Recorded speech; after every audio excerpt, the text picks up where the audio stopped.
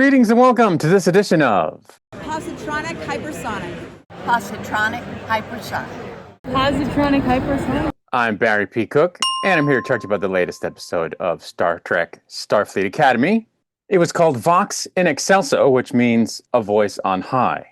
As the episode starts, the Doctor is teaching a class to the cadets on debate technique. And during the class, Cadet Jaden Cragg learns from Chancellor Ake that his family may have been killed in a starship crash on their way to a refugee camp, because apparently since the burn, the Klingon Empire has been pretty decimated, and Klingons are basically galactic refugees at this point in time. And they're basically an endangered species. After this, as the cadets engage in a series of debates on the topic of what to do about the Klingon problem, Admiral Vance enlists Chancellor Ake's help to propose a solution to Klingon General Obai Wochak, if I'm saying his name correctly, who happens to be, let's say, someone that the Chancellor used to know. And on behalf of the Federation, she offers the Klingons asylum on an uninhabited world in Federation space that has similar features of the home world of the Klingons, Kronos. However, the Klingons refuse to take what they see as charity, and would of course only accept this as their new home planet if they conquered it. While all this is happening, Jaden struggles with memories of his brother who died on a family hunting trip when their father wouldn't let Jaden acquire and use a Federation dermal regenerator to save his life. This is particularly sad because his brother, whose name is Thar, was the only one in the family who really saw Jaden for who he was, someone interested more in healing than in violence or conquest, something which their father didn't really admire about Jaden. In fact, it gets to the point where his remaining family abandons him on the planet where they were seeking refuge, which he always took as a condemnation of everything that he was. Fortunately for him, the cadet master gives him a bit of a talk and explains that really what they were doing was acknowledging that he is who he is and leaving him to forge his own path rather than dragging him along with them and down a path, that he didn't really want to go down. Jaden then ends up suggesting that what the Federation needs to do is stage a battle with General Obe that ends up really just being a pretext for the Klingons to claim that they won this planet in battle rather than accepted it as just being given to them by the Federation, after which Jaden is honored as a true warrior by the general, who gives him a very cool bow before Obe reveals to Jaden that his family had survived the crash. And that's where the episode ended. There was a scene somewhere in there as well when Jaden is struggling to prepare for one of his debates that he gets another pep talk of a kind from Darum that would seem to indicate that the two have romantic feelings for each other, but it's not explicitly stated. It just kind of seems that way. So I don't know if we're going to see more of that going forward, but yeah, it could be that they're an item, which, okay, that's interesting, I guess, but why just hint at it? Why not, make it obvious? I don't know. Anyway, that's also in the episode as well. And that's a very basic breakdown of what happens in the episode. It's not a blow by blow, but those are the key points. And I'm sad to say that I didn't think that this episode was very good. I've not really had the highest level of praise for the show up to now either, though I have thought that it was showing promise and that it had accomplished some good things in the first 3 episodes, mixed in among some things about the show that I don't like. And unfortunately with this episode, those things that I don't like persisted.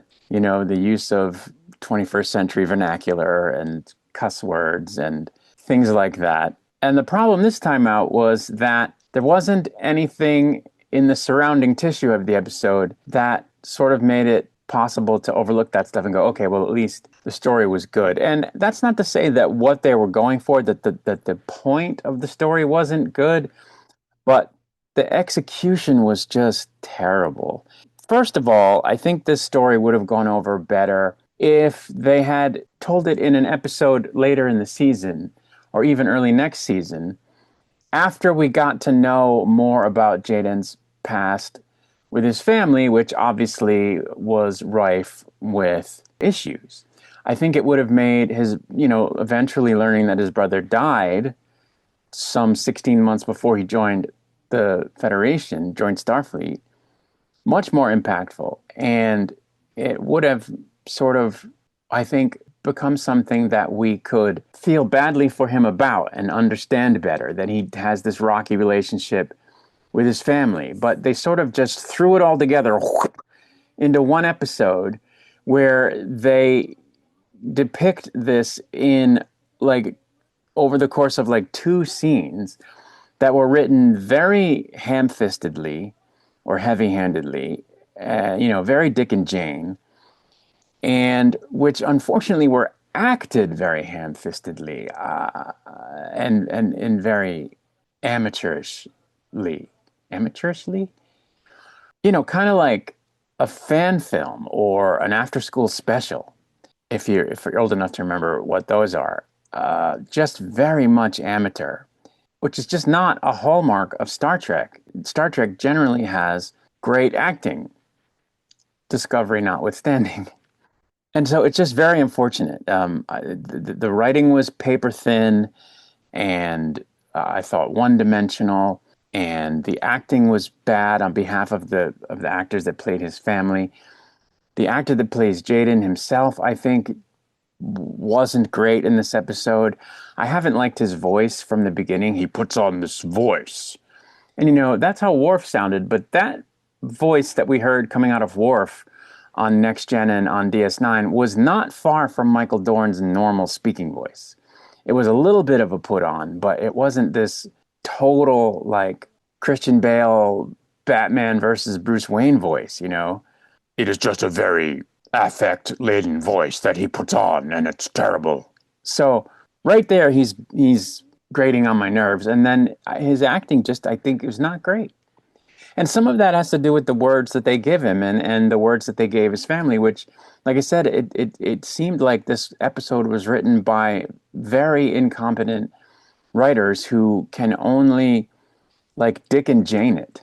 You know what I'm saying? And again, that's because they didn't let his backstory breathe. They just put it all in one episode to tell you this quick story of, oh, hey, his family relationship is sort of angsty and, overwrought. And so they had to depict it all in one episode because they hadn't talked about it before, and they wanted to get to this point where you're supposed to regard him as sort of a tragic character because of his family situation. And they had to do it all at once. And so there was only one way to write it, and that was ham-fistedly in Dick and Jane style. And so that's what we got. And it just, I think they blew it. I think they blew his backstory. They blew the opportunity to make it meaningful by stretching it out and coming to the point that they came to in this episode after building, up to it. And it's just unfortunate. It really is unfortunate.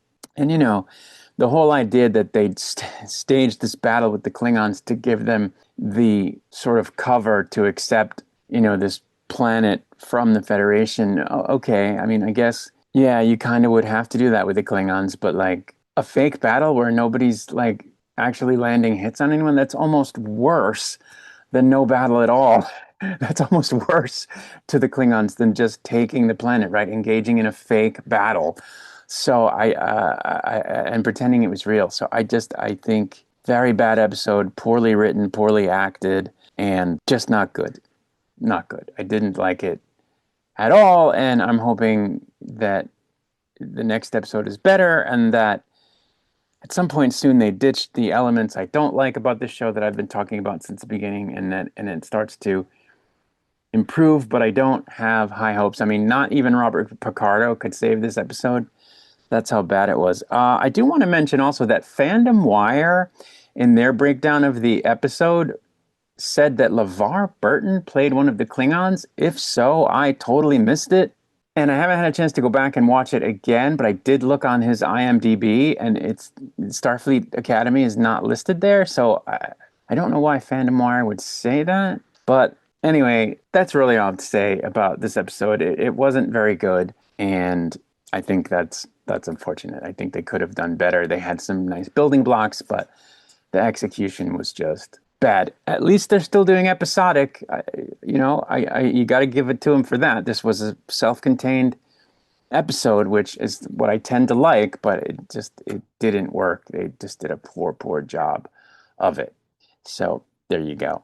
I'm gonna get out of here. I'll be back with another video soon. Until I return, I wish you peace and long life, and also, of course, Qapla'!